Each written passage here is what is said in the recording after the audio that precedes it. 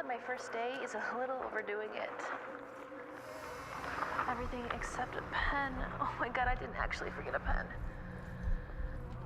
Okay, I gotta go. Love ya. Sorry to keep you waiting. So, you were saying San Francisco isn't where you grew up? No, but we lived there for more than a year, which is unusual in my family. Well, hopefully Beacon Hills will be your last stop for a while.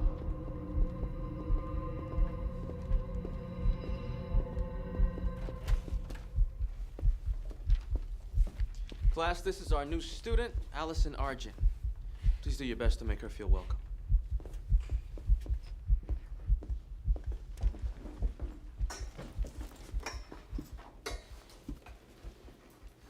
Thanks.